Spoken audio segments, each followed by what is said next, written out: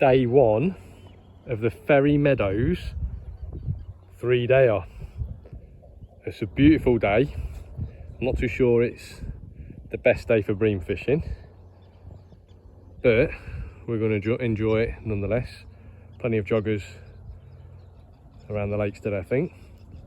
There's Plopper on the next peg, JH. Just spent a week with Jamie and we've got another 5.5 hours together as well. So this is peg 53. Can be a really good peg. I'm not too sure it's got any form at the minute. I don't think the fish have been in this area recently, but we're going to give it a go. Now, just past Matey there is the river mouth. There's quite a bit of pace on it today. It's pumping in. Maybe you can see the flow. It's about 20 to 25 meters out, straight in front of me, and it's got quite a bit of pace on it. Whether that has an influence on how the day goes, we'll see. Let's have a look at what we've got. So, really simple. We've got our worms ready for chopping. Some beautiful casters. Maggots. We've got in here a few red worms. And we've got our ground bait, which is swim stim green mixed with a little swim stim black, just to take the edge off it. And then on this side we've got the soldiers ready to go. So you can see there, highest power feeder, specials, so a little bit softer. We've got our running paternoster, that is running, there you go. Braid direct, 13 footers. They're going to be the rods of choice today. Down here we've got feeder selection. So the big Nisa, this is what I'm going to use to bait up with. This is probably going to be my fishing cage, 5 square. Then we've got a selection of windows. You can't go anywhere feeder fishing now without any window feeders. So we've got a selection of windows to chuck over the top. So here's something for you. So obviously you might hear a lot of anglers talk about 5 square, 6 square feeders, you know, talk about sizes, which very rare we talk about small, medium and large anymore. It's all about the squares on a cage. So there we go, 5 squares, 6 squares. So obviously when we can relate what we've fished to the other lads, whether it's a team match or we just want to give someone a bit of advice, we know the size of feeder. You know, it's pretty consistent across a lot of brands, that is. Let's talk about plan of attack. So we've got that flow coming in. I've set up a little short chucker, clipped up one of those rods just for a short chuck into that flow. It's only 22 meters, but I think once I've put my bait in long, which is going to be 55 meters today, I can rest that line and then I can just literally plop onto that short chuck in that flow and see if we can nick a fish or two. I think we're looking at a 3 fish target today. I mean, if we get a bite today from a big bream, it's going to be a miracle, judging on last week's results. But I think if we can get 3 or 4 fish, it's a weight 3-dayer. That sets us up for another couple of good days. That's the plan anyway. Wish me luck.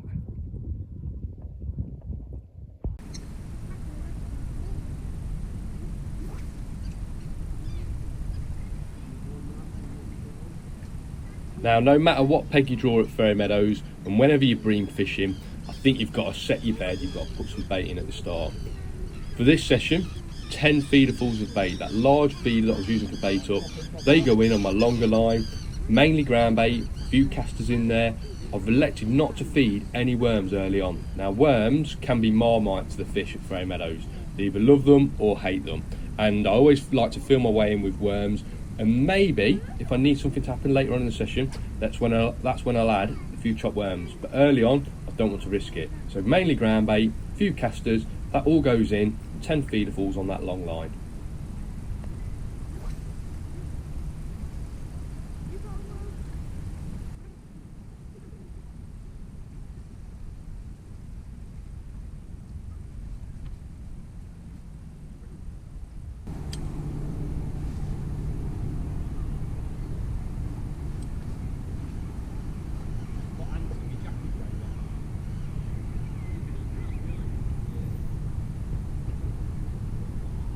Now, action was really slow. The only action early on for me was when I realised I'd managed to put my jacket down on an ant's nest.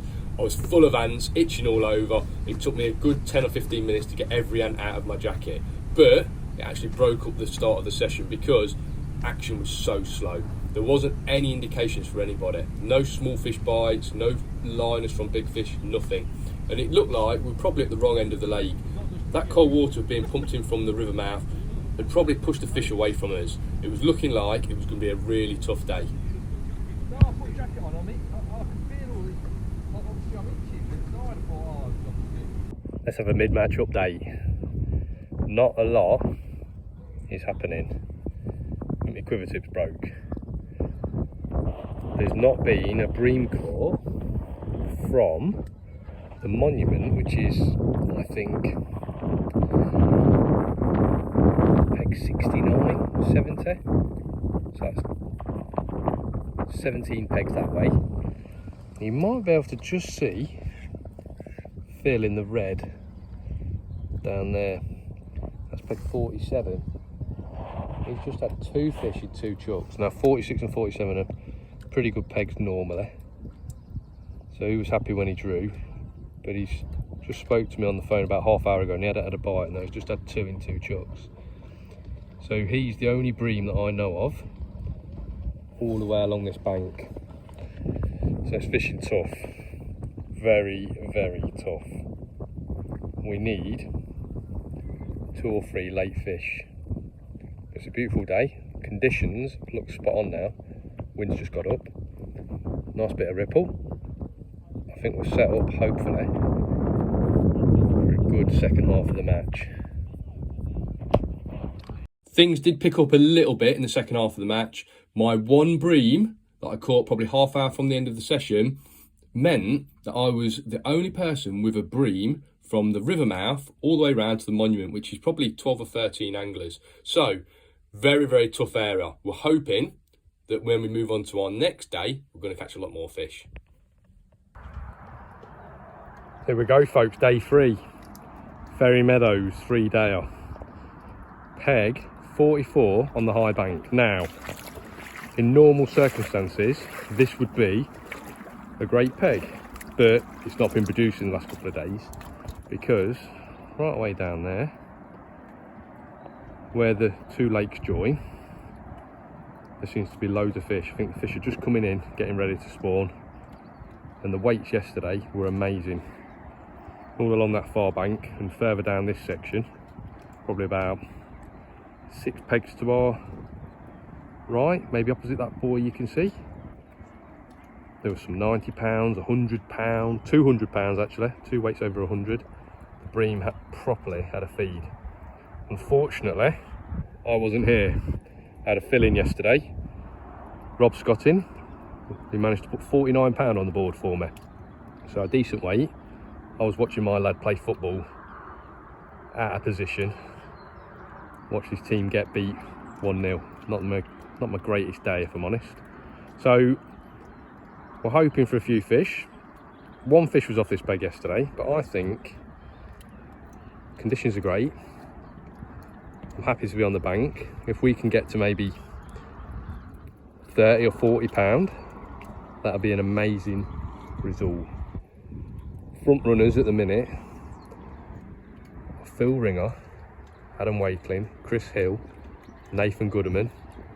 Steve's obviously up there as well. So we need a monumental effort to get up there. Got all the bait ready. Got a few micros. Feeders in the bag. Rod ready to go. Wish me luck.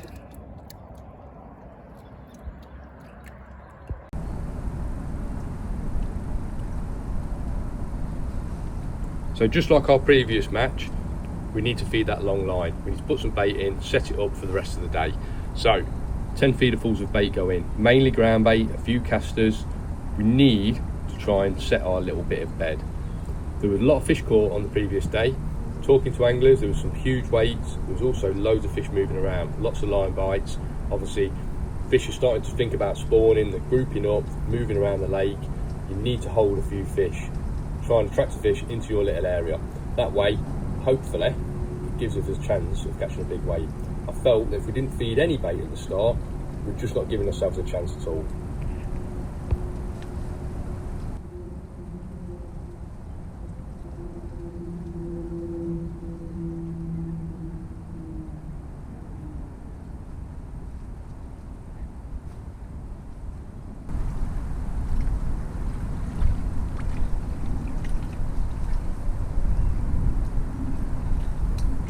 Now I've got to admit that I was quietly confident about catching a few fish. Maybe not a huge weight, maybe I couldn't challenge the leaders with a massive weight, but it's a good area and I felt like I was going to have a day's fishing. That was proven maybe half hour into the session. I started to get an odd indication on the tip. Now the day before, lots of people had complained about loads of line bites, the rod being dragged off the rest and nothing there. So obviously I was a little bit concerned that those fish could be fish moving through the swim, chasing each other, thinking about spawning. But obviously without any indication on the previous match, I felt just getting some indications gave me a chance that there's some fish in the area that could feed.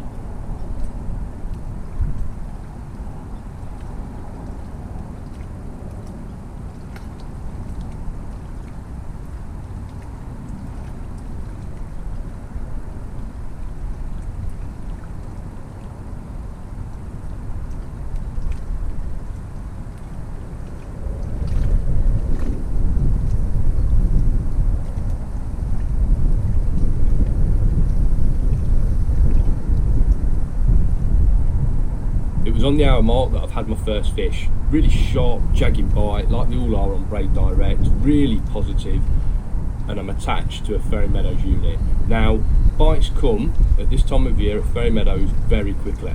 Those fish, I'm sure they're following the feeder down, they're following the hook bait down. You've got to remember, it's not often that these bream are sitting, hoovering up bait from the bottom. Quite often they're charging around mid-water, travelling around the lake, and it's your job to cast regular, pin a fish down to the bottom for long enough for them to take your hook bait. That's what's happened on this occasion. Now, obviously you've got to take your time when you're playing these big fish.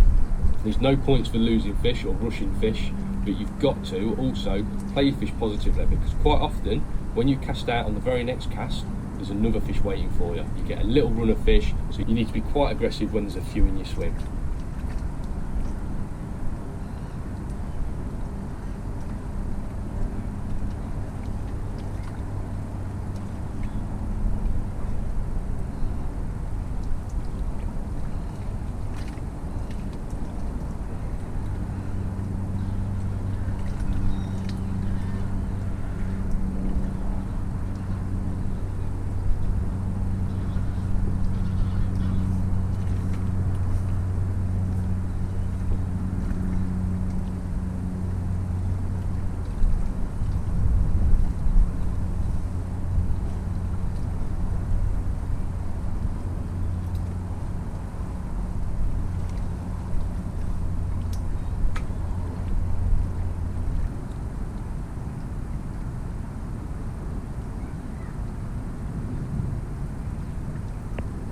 We actually ended up having a really nice day's fishing. Now, there was obviously a few fish in the area.